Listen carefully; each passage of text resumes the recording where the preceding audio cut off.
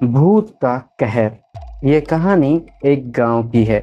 आज से लगभग 20 वर्ष पहले नगर में नागरपाड़ा विस्तार में दो बहनें रहती थी, सीता और सरिता। दोनों के परिवार साथ रहते थे। सीता की उम्र 50 साल के करीब थी और उन्हें एक पुत्री थी जिनका नाम सुजाता था। परिवार में दो बेटे भी थे।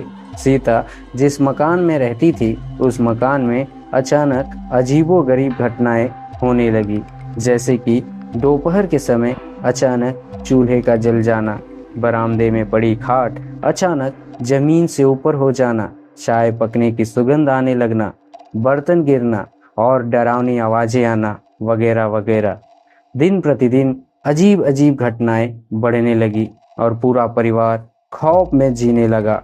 सीता के परिवार ने पाठ पूजा, मंत्र हवन करने से लेकर ओझा ज्योतिष सभी के दरवाजे खटखटाए, पर पारलौकिक भूतिया घटनाएं घटने की बजाय बढ़ने लगी। अंत में हार कर सीता और उनके परिवार ने घर छोड़ के वहां से चले जाने का फैसला कर लिया।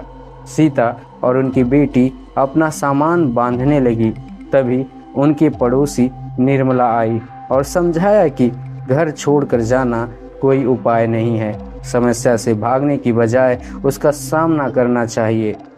निर्मला की सलाह मानकर सीता और उसका परिवार हिम्मत जुटाकर रुकने का फैसला कर लिया और उसके बाद घर पर होने वाली असामान्य घटनाओं को नज़रअंदाज करना शुरू कर दिया। ऐसा करने पर दिन प्रतिदिन असामान्य गतिविधियां घटने लगी और सीता के परिवार का जीवन सामान्य होने लगा।